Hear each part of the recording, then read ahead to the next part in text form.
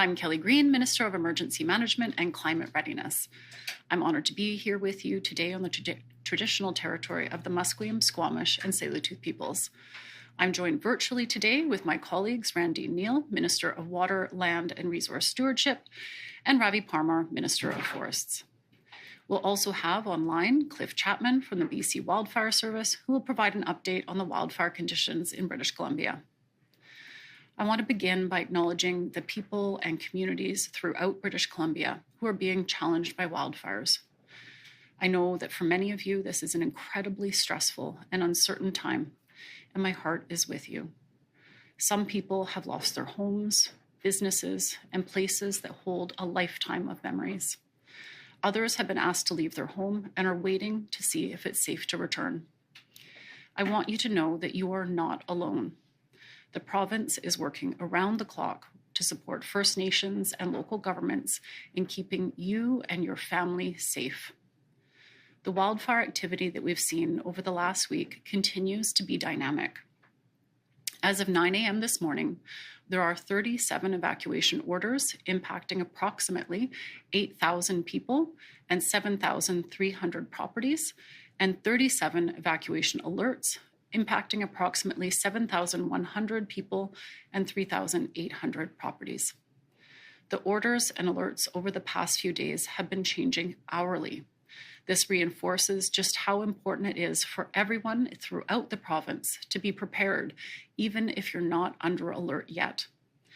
Have a grab-and-go bag ready, packed for each member of your household, including your pets. Stay informed through emergencyinfobc.ca and through your local government and First Nation. You should also create an emergency services profile through the BC Services Card app or at ess.gov.bc.ca. At the same time, emergency management professionals in my ministry are working to ensure that people who are evacuated get the supports they need. And they're planning ahead so that if the situation worsens and more large evacuations are needed, we are as prepared as we can be. That preparation includes working with providers of accommodation and group lodging in different parts of the province so that we have options that are ready to go if they're needed. And we're also receiving emergency management experts from Alberta to bolster our provincial emergency response team. Additional firefighters are arriving from Mexico and other jurisdictions, and Minister Parmar will have more to say about that. Emergency response is a team effort, and everyone has a role to play. One of British Columbia's greatest strengths is how people come together in times of need. It's understandable that people want to do everything that they can to protect their homes. But during an evacuation order, the single most important thing you can do is leave immediately. Local governments and First Nations work closely with their communities to support people in evacuating. And evacuation orders are issued by local governments and First Nations as a last resort to protect lives and save the community. They are based on the best information, evidence, and decades of experience from emergency officials and wildfire experts. If you ignore an evacuation order and later need medical help or rescuing, it can put first responders in danger and take them off their important work protecting the community. Or emergency responders might not be able to reach you at all if the conditions are too dangerous. Please follow all evacuation orders and instructions from local officials and leave the area immediately. And to everyone that has evacuated their homes, thank you. Emergency support services are available to anyone who needs help during an evacuation meeting their basic needs. And that includes accommodation, food, clothing, and other incidentals. As of this morning, there are over 5,700 people being supported by ESS, which can be accessed in person at reception centers or online at ess.gov.bc.ca. If you need help accessing these services, you can also phone the BC Evacuee Helpline at 1-800-387-4258. Please continue to listen to the directions of your local government or First Nation, who will inform you when it's safe to return. Thank you. I'll now pass it over to Minister Parmar.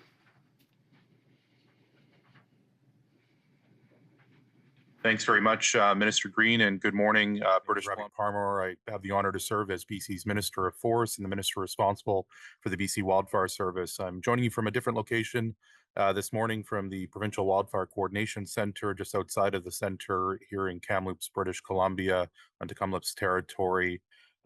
This is a real tough situation right now in British Columbia. My colleague Cliff Chapman, the provincial director, will have an opportunity to be able to provide a direct update on operations. But I want to begin, as Minister Green did, by acknowledging my thoughts are with all British Columbians who are impacted by wildfires during these very difficult times. The cold front over the course of the weekend through the long weekend certainly posed many challenges in different parts of the province.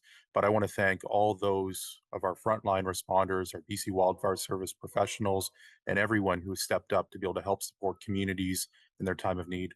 I also want to take the opportunity to thank local leaders, mayors, councillors, regional district directors, chiefs of local First Nations for their incredible leadership in supporting their communities during these challenging times. Last night when I arrived here in the interior, I had a conversation with a guy named Nick who owns Coach Cafe in Clinton, British Columbia. And it was that conversation that reminded me about the impact the wildfires can have on families, on communities, and also the good that comes from people coming together. When Nick heard that there was crews from Mexico arriving in British Columbia as a family that just had to evacuate from Clinton, British Columbia, leave their home, leave their business, the first thing that came to mind was what could we do to help feed those crews and make them feel home here in British Columbia. I think that speaks to the determination, the resiliency, and the good that comes from the people of British Columbia. And I want to thank all those like Nick who are thinking of our wildland firefighters and are doing their part every single day. I'm providing an update on the wildfire situation here in British Columbia, and without a doubt, it is certainly a challenging situation. The forecast for later this week that Cliff will touch on will call for more hot and dry weather that will continue to create challenging wildfire situations and conditions, particularly in southern British Columbia, with dry lightning in the forecast. As of this morning, there are 120 wildfires burning across BC, with many wildfires of note as well. Over the last 7 days, 102 fires have been called out, 15 fires in the last 24 hours. Throughout British Columbia, we have over 1,000 personnel directly engaged in the fight in our wildfire response efforts. This includes structural firefighters deployed in coordination with the BC Wildfire Service, working right now to protect homes and protect communities. They're also joined by local fire departments assisting with structural protection and defense, and international personnel are arriving this week, including from Mexico yesterday afternoon. An Australian crews will also join in supporting our efforts as well. I had the pleasure of greeting over 100 wildland firefighters who arrived from Mexico yesterday, and there are hundreds more arriving later this week. In addition to international crews, Team Canada continues to step up and support us and stand with us in our time in need. We have firefighting personnel from Alberta, Quebec, Prince Edward Island, Yukon, including the Canadian Forest Service. I want to speak to all of those individuals, our international partners, including our partners here in Canada, and on behalf of all British Columbians, thank them for being here to support us in our time of need. But I also want to be clear as well. Despite making good progress on many fires, we are still in the midst of a very challenging wildfire season here in British Columbia. Our top priority remains protecting people and communities. August and September are often the most active period for wildfire in our province. We know the BC Wildfire Service almost certainly has several weeks of high intensity work left before the wildfire season has settled. But British Columbians have been here before. Fires are starting quickly and acting unpredictably, and everyone in British Columbia should be prepared and plan ahead. That's why I'm asking once again for every British Columbian to stay up to date by downloading the Wildfire app on their mobile device. Take precautions and prepare an emergency plan, and report fires when they see them. You British Columbians are our eyes and ears on the ground. You can do this by going on the BC Wildfire app to report a fire, or by calling star 5555 from a cell phone. Even if you think the fire has already been reported, new information and photos are extremely helpful to our BC Wildfire Service personnel. And please continue to stay informed on the fire bans in your region. Campfire bans in place for much of southern British Columbia are important in helping the conditions right now. If you are thinking about heading out and starting a campfire, give a second thought. Do your part. Always check with local authorities before starting a fire of any kind. You can find more information about prohibitions, evacuations, driving conditions, and the current wildfire situation on the BC Wildfire Service website or app. I'm now pleased to turn it over to my colleague Cliff Chapman from the BC Wildfire Service. Thank you very much, Minister Parmar, and thanks for having me today. My name is Cliff Chapman. I'm the Director of Provincial Operations for BC Wildfire Service. I want to provide a couple updates, primarily around a significant amount of questions that we've been receiving over the last number of days, in particular over the weekend. But before I jump into that, and I will also be here for questions after, I did just want to take a moment and say thank you. Specifically, I want to say thank you to the BC Wildfire Service personnel who are working 24 hours a day right now across the southern part of the province, and many folks from the northern part of the province have come down to support the south.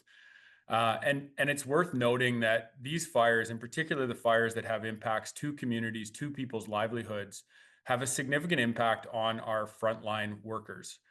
Nobody wants to see somebody's home burn. Nobody wants to see a wildfire have an impact like the Bradley Creek fire had on Saturday because of the forecasted cold front conditions.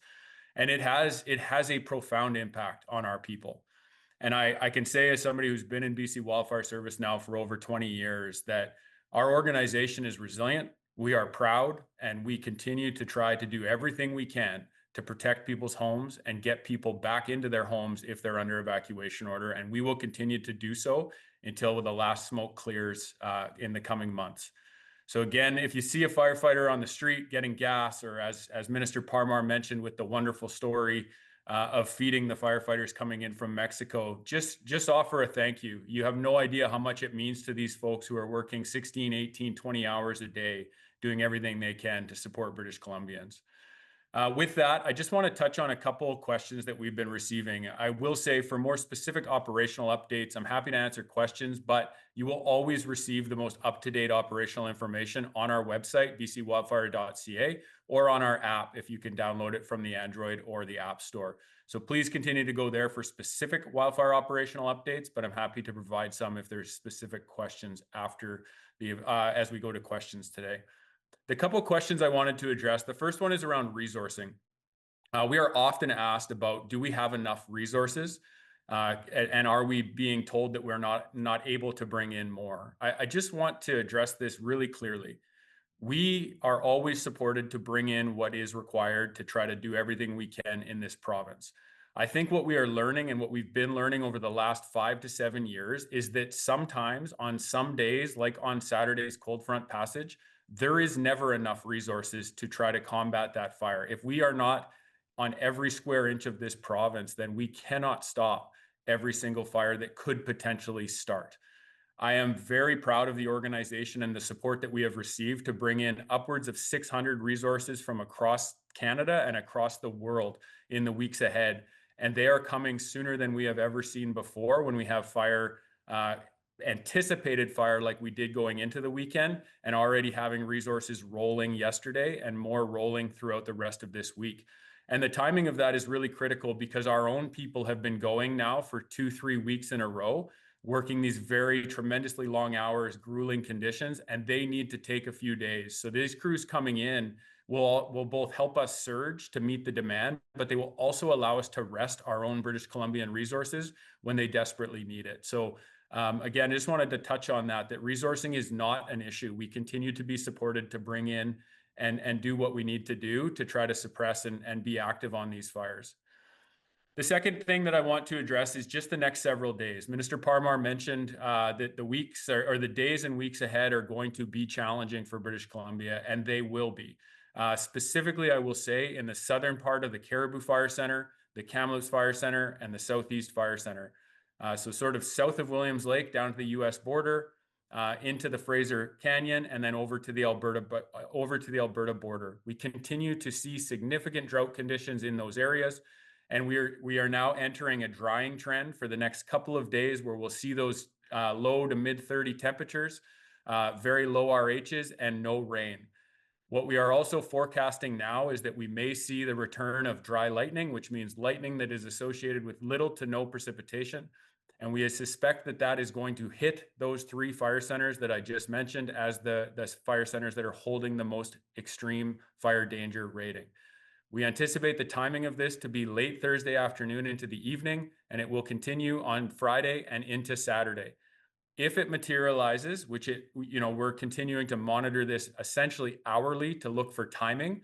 We will continue to put messaging out on our social feeds as well as information bulletins on the timing of this event, but it will mean that we will see more fires across southern BC. The exact location of those fires is not predictable right now, but as we start to track that system, we will do everything we can to get information out. We are ready. We have our resources available that are our initial attack resources. We have extra aircraft in the province, both helicopter and fixed wing, to try to surge to any new starts. But I anticipate that this weekend we are going to see more starts in BC, and there may be more challenging fires ahead. With that, I'm going to turn it over to Minister Neal, and again, happy to take questions after. Thank you. Thanks for that, Cliff. My name is Randy Neal. I'm BC's Minister of Water, Land and Resource Stewardship and the MLA for Powell River Sunshine Coast. And I'm joining today from the unceded territory of the Upper Smilkameen Indian Band in Princeton. Just like everyone else this morning, I just want to echo how tough this current situation is for people who are impacted by the wildfire and the evacuations, as well as the communities impacted by drought. I spent this past long weekend in the Okanagan, and on Saturday from my parents' farm in Vernon, watched the Bradley Creek fire tear through. When those winds picked up Saturday afternoon, it was absolutely devastating. And this hot, dry weather has made wildfire conditions worse in recent weeks, and also increased drought conditions in many parts of BC, as Cliff mentioned. And that's why, again, today, we are asking everyone who uses water, water suppliers, residents, and businesses to take action now to conserve water and reduce the water scarcity risks. With deep gratitude and appreciation, I really want to thank everyone who is helping to do their part. These actions are making a huge difference. Voluntary conservation, as we've said many times, is always our first and preferred step. And even with significant efforts on the ground, we are seeing low stream flows in many parts of the province. And we are especially concerned with conditions in the Okanagan, where we have seen record low flows in some areas. It is critical everyone in the Okanagan put water conservation at top of mind. The water use choices that you make today will make a difference to future water scarcity conditions.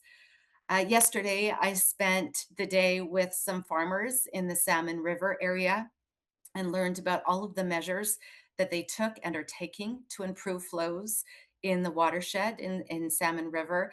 And I wanted to just say to them, thank you for showing me around. Thank you for showing me your farms yesterday and all your crops and the worries that you have moving forward.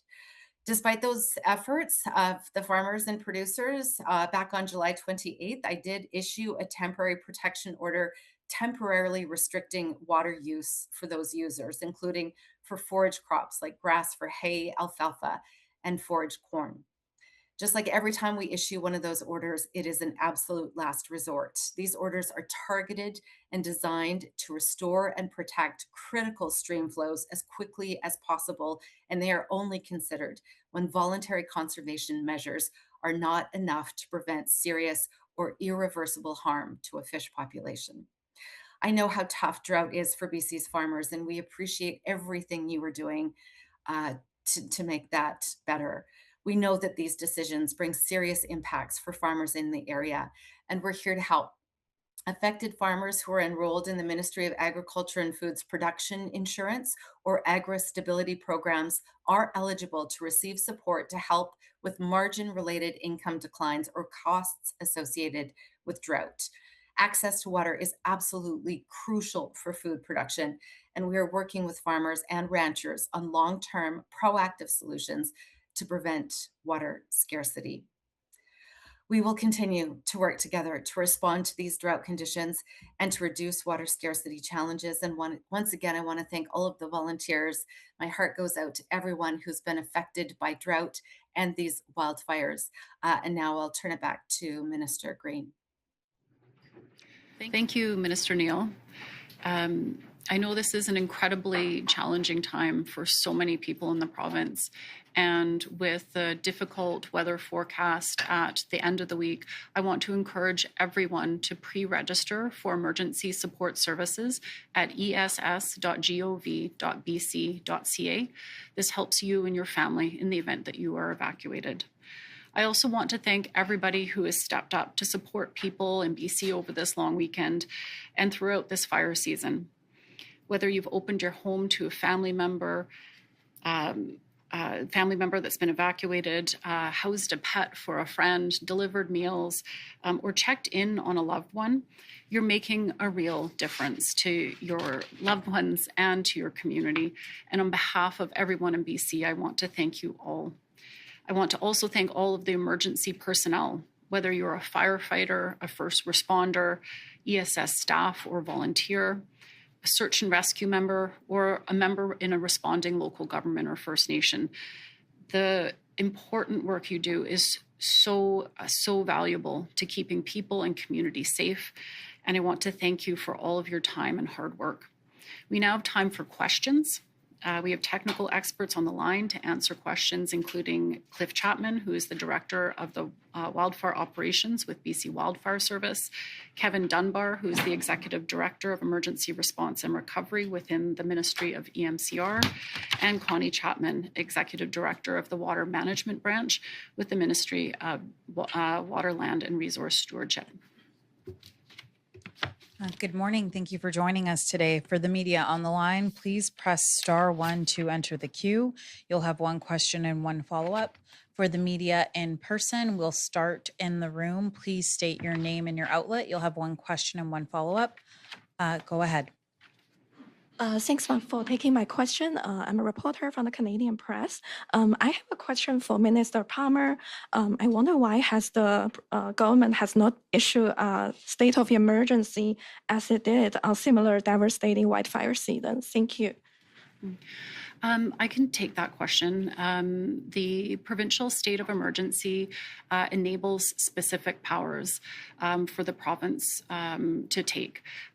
Right now, every single jurisdiction in BC that is fighting a wildfire has a state of local emergency in place that enables our first responders and firefighters to take the action that they need to fight the wildfire, protect communities, and protect lives. At the current moment, a provincial state of emergency does not enable the tools that are necessary, but if that changes, we won't hesitate to ask or put in place a provincial state of emergency. Those tools are not needed right now. Tools such as restricting travel and rationing supplies like fuel or accommodations, commandeering accommodations, those tools aren't needed right now. But I will turn it over to Kevin Dunbar online, who can add more operational expertise. Thank you very much, Minister. And I understand why we keep receiving this question. For communities facing significant impacts right now, for people who are evacuated, you want to know that the province is doing everything in our power to help. And we are. And I just want to reinforce what the minister said. There are currently states of local emergency in place across the province that are giving local authorities, First Nations, and us as the province all the power and resources that we need to respond to these emergencies, to keep people safe, to ensure they have accommodations, and ultimately getting them home as quickly as we can. To give an example, we are bringing in resources from Alberta Emergency Management to help support our operations. We are continually looking for accommodation options, including group lodging, hotel accommodations throughout the province, so that everyone who is evacuated has a place to sleep. Should additional powers or resources be operationally required, we would make that recommendation and we'd be comfortable making that recommendation. To be clear, we have not made that recommendation at this point. we have the resources that we need to support communities closely. For some additional context, when a provincial state of emergency was declared in August, August 2023, we were facing one of the worst wildfire seasons in BC's history at that point. And there was a shortage of temporary accommodations for evacuees and for personnel, and there was a need to restrict non-essential travel to the area. We are not in a position where we need to take those actions today operationally to be able to deliver the response and support communities and support evacuees. Again, if we are at a place where these powers would help us operationally with this response, a recommendation we made at that point. I just want to say again, a huge thank you to the local governments, First Nations, ESS volunteers, first responders, BC wildfire staff, our own staff here at MCR. There are a lot of folks working around the clock to ensure that people are safe, are able to evacuate safely, and ultimately able to get home as safely as they can. And we have the power and resources we need to do that. Thank you for the question. What? Thanks, Minister Green, and thanks, Kevin. It's likely that many people, they lost their home, they don't have home insurance. So I wonder, like, what will BC government do to help these people recover? Thank you. I've been made aware of some tragic losses of homes and other structures. We are working with local governments to assess what the current damages are. It is still too soon to be able to tell exactly what the losses might be, and we continue to work with our local government partners and First Nations to understand the extent of damage and assess when people can go home, because I know that despite some of the terrible structure losses, and I feel terribly for people who have lost their home, there are other people who are also anxious to understand what's happened to their community and return back. So that work continues, and I'm sure that we'll have more to say in weeks ahead in conjunction with our First Nations and local government partners. Next. Kurt Black, City News. We saw the Mexican firefighters arrive in the province yesterday. Do we know yet where they'll be headed and when they'll be joining the fight? I'll turn that to one of our online folks. Probably Cliff Chapman would like to respond to that. Thank you. Yeah, thank you very much. I mean, first, worth noting that all of our resources are provincial in nature, even the ones that come from out of province, and so we will decide where they go based on where the need is, which doesn't necessarily mean the highest priority fire every time. It means where we need the resources on the ground. This particular contingent, this first 100 that came, they are going to Big Bar in the Caribou Fire Center to help support the fires in and around Clinton, 70 Mile, in that area. So they'll be traveling there today. Perfect. And just a follow-up, with any wildfire season, there's a lot of anxiety and stress, and there have been some folks that have been impacted online that have been critical of the response by the province. What would be your message to those folks that are going through a tough time and are frustrated at this point? I'll ask Minister Parmar, and I believe Kevin Dunbar also has some words to add. Yeah, great. Thanks very much. Look, I've had a conversation with a woman whose parents live in Clinton and had to leave their homes. She grew up in Clinton her entire life and was thinking about her home community and her family and her neighbors. This is a really challenging time for those in the Okanagan and the Caribou and all the other areas that Cliff described as challenges we face so far this season, as well as the challenges we face in the weeks ahead. I want to assure all British Columbians, as Cliff has done earlier in his remarks, that we are certainly in for some challenging days ahead, but the BC Wildfire Service is ready to go.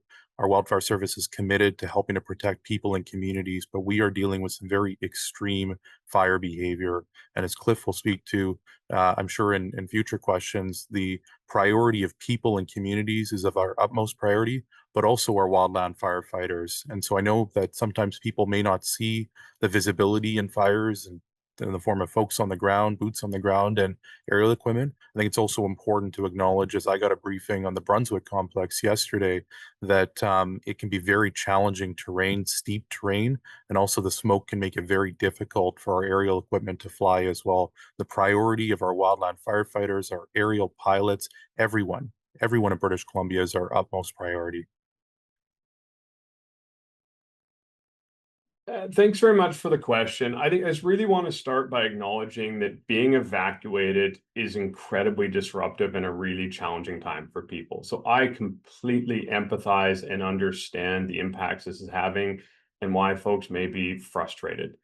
What I want people to take away from this is, as the province, we're doing everything that we can in our power to support you, keep you safe, and ensure people have a safe place to sleep, have the supports they need while they're evacuated, and ultimately get them home safely as soon as they can. We take a significant amount of steps to prepare for these eventualities. We pre-position capacity to set up group lodging, to find accommodations for people. The minister mentioned at the beginning the opportunities you can take to pre-register for emergency support services as well. One of the things that I was really struck with over this last weekend is that in a large evacuation like this, it is going to stretch our system. But I saw local authorities, First Nations, emergency support services volunteers, the RCMP, BC Wildfire, the list is too long to list, people stepping up to support their neighbors. Group lodging was quickly established in Kamloops, Kelowna, Vernon, and volunteers worked around the nights to ensure that people had the support they need.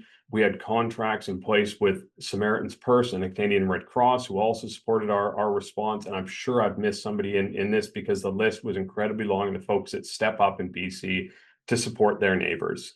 And for individuals, I would really encourage you to have your preparedness ready, have an evacuation plan, have your emergency plan, pre-register for ESS, have a grab and go bag. Anything that you can be better prepared with ensures that these responses are as effective as they can. And I think as we go into the weeks ahead, we know that there are going to be accommodation challenges as we're in the busy tourist season. So if you can stay with friends and family, if you're evacuated, please do. This makes it easier for another evacuee to get the support or the hotel room that they might need. So thank you very much. Next question. From CBC News. Just wanted to follow up on the evacuation order stuff. We know sometimes that people ignore evacuation orders. Are you noticing an increase at all this year with people choosing to stay behind to protect their properties?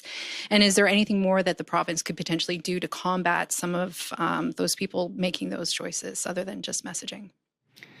I know that receiving an evacuation order is an incredibly stressful experience for people. Having to leave your home and everything behind is incredibly difficult, and the uncertainty is really hard on people. But following an evacuation order is so important. It keeps you and your family safe. It enables first responders to do their job and keep the community safe. If you choose to stay behind, we may not be able to get back to you if an emergency happens. If conditions are too dangerous, first responders aren't able to enter the area. We want to make sure that everybody is kept safe. These evacuation orders are a last resort to keep people and community safe. They are not made lightly, and they're made with very good reason. I'm asking everybody to make sure that they're following the orders.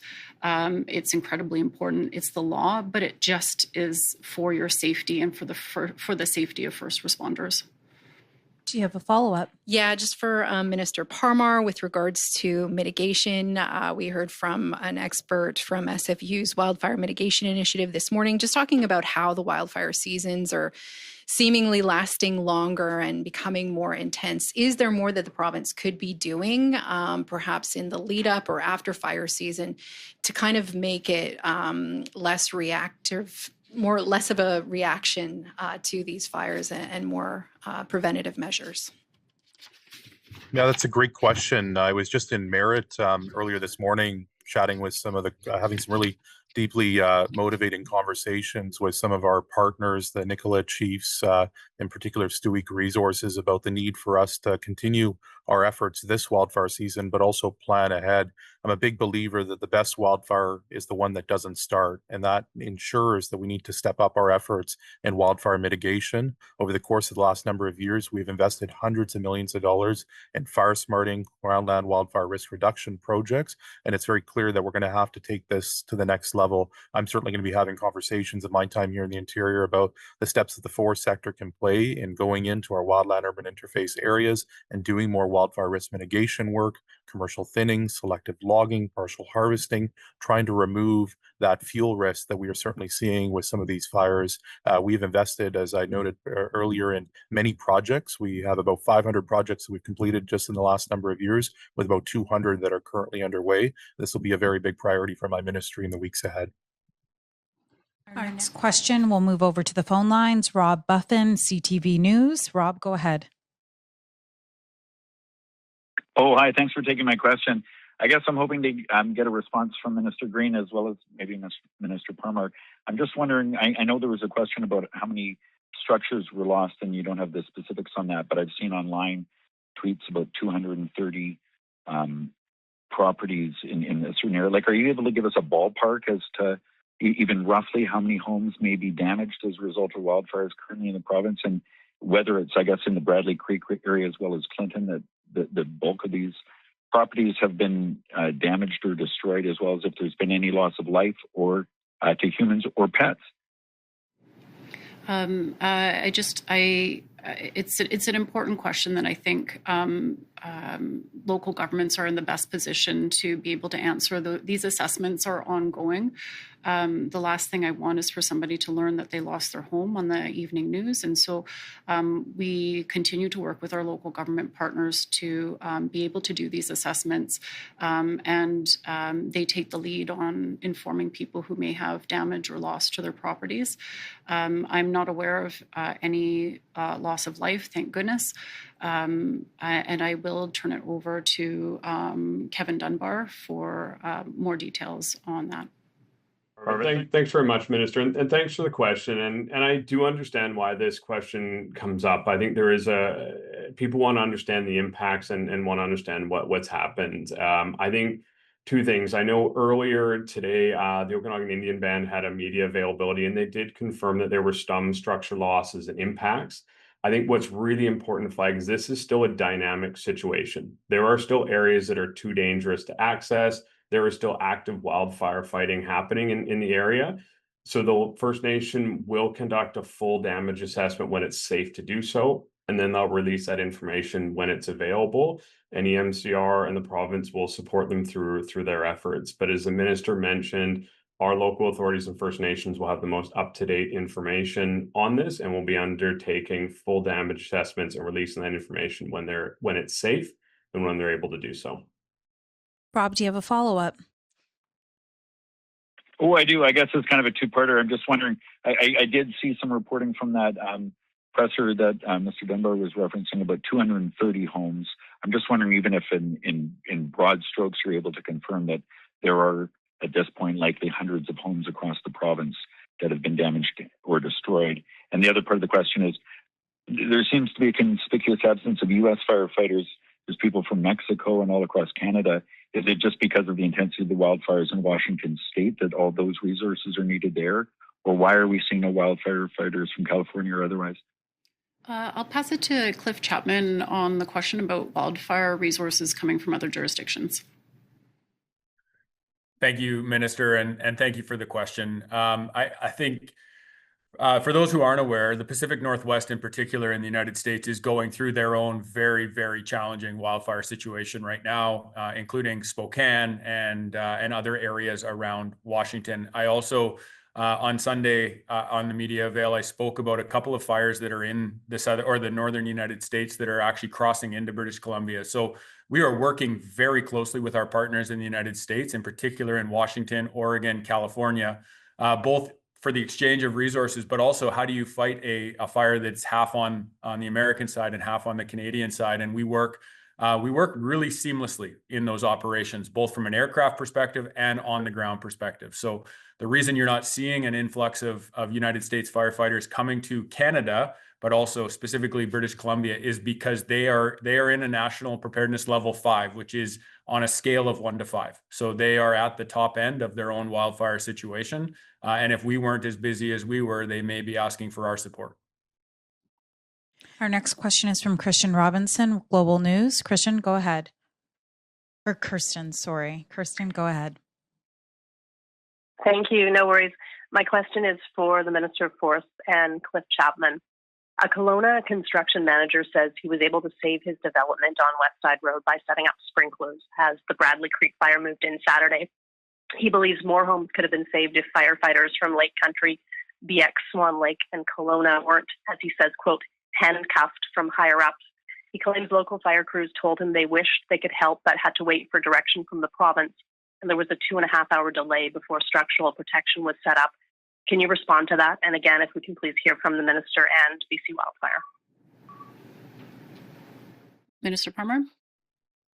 Yeah, thanks very much. Certainly my thoughts go out to anyone who's impacted by wildfires. I haven't heard about the particular case of that gentleman, and so I'll certainly be following up with my team, but happy to turn it over to Cliff to talk about the specifics. No doubt that was a challenging wildfire, and as Cliff noted, from a resourcing perspective, very challenging conditions posed on our wildfire and our aerial fleet.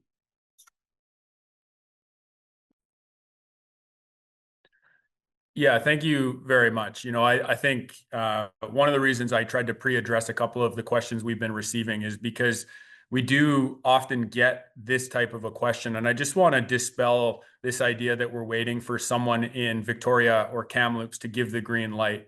We give our people on the ground, the ability to make decisions on the ground.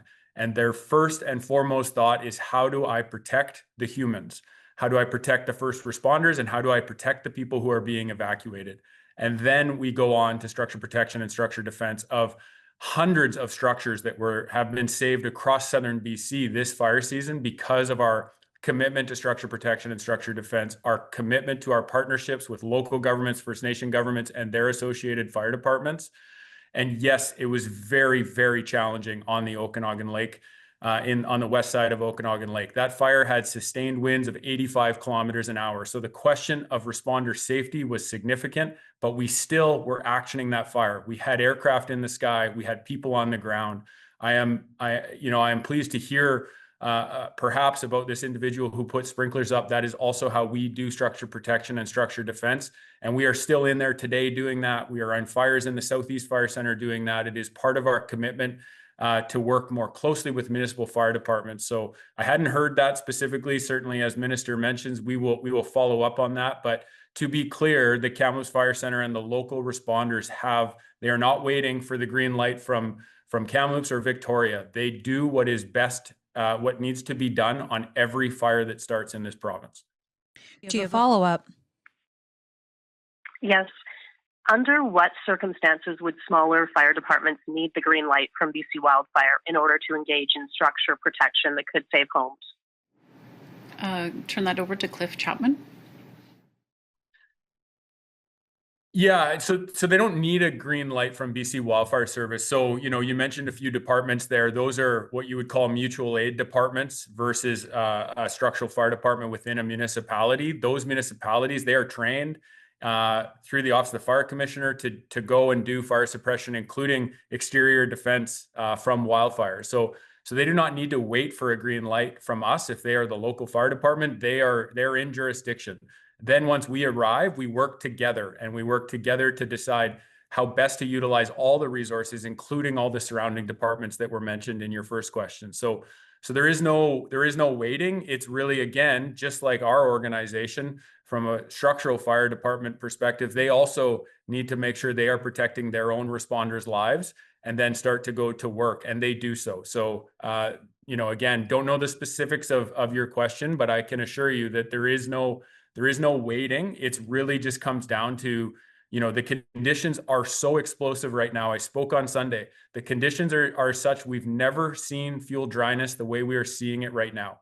And then when you put 85 to 100 kilometer winds on top of that, It is an explosive and extremely dangerous situation in BC, and we saw that play out on the Bradley Creek fire. Our next question is from Lauren Collins, Black Press Media. Lauren, go ahead. Hi, thank you for taking my question. People in the impacted communities are wondering if Premier David Eby will be publicly addressing the wildfire situation or making a statement to those directly affected anytime soon. They're saying the silence has been deafening. I totally understand that people are very stressed out right now. They are evacuated. There's a lot of uncertainty on when they'll be able to return home and what comes next. Our province is supporting everyone who's evacuated with emergency support services if they need them. That support includes accommodation, clothing, incidentals, food. But we are also asking people to be prepared themselves with a grab-and-go bag, pre-registering for ESS. We will continue to support communities with response led by the BC Wildfire Service, as well as my ministry, emergency EMCR.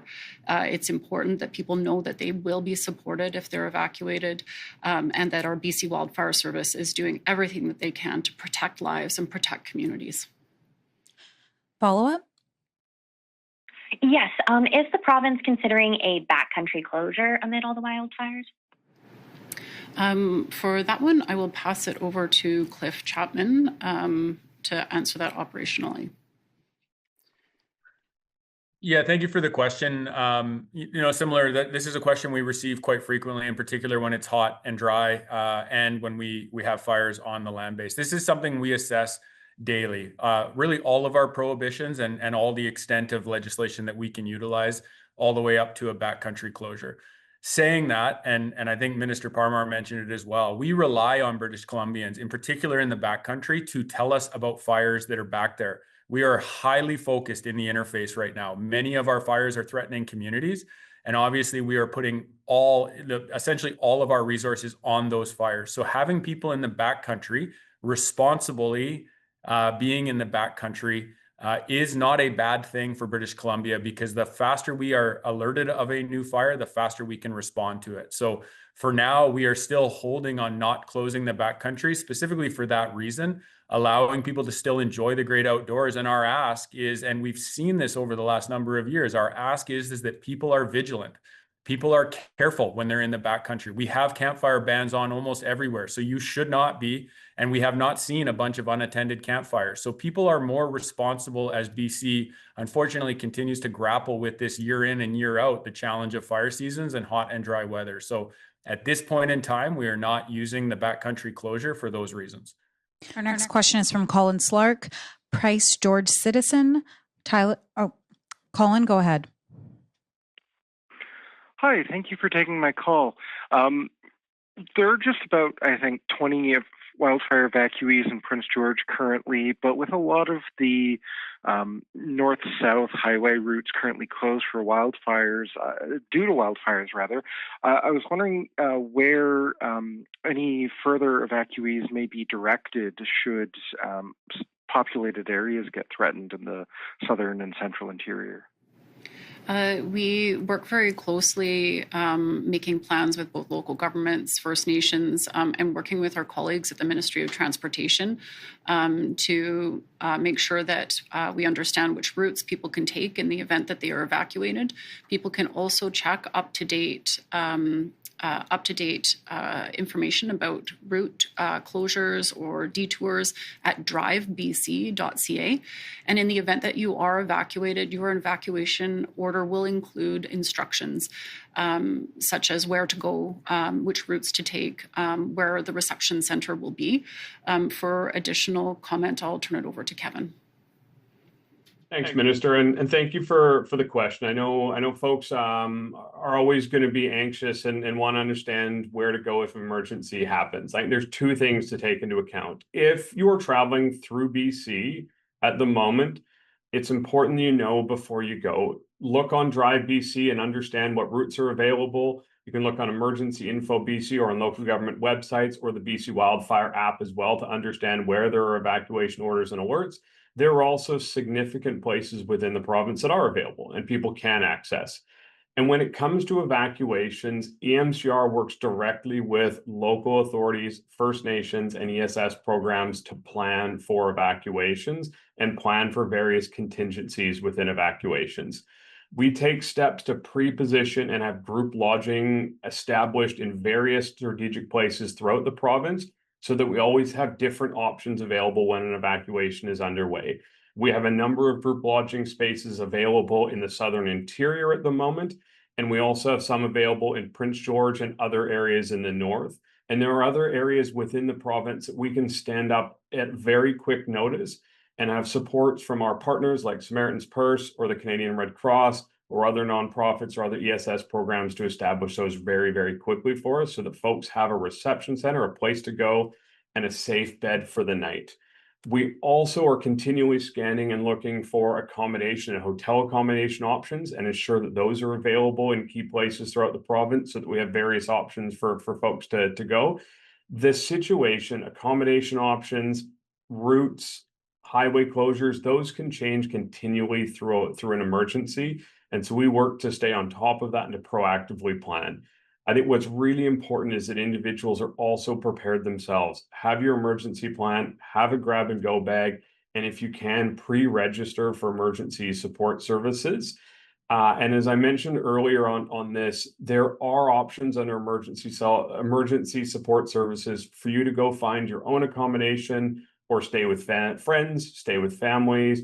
And if you can do that, and I know not everyone can, but if you can do that, I would encourage you to do so.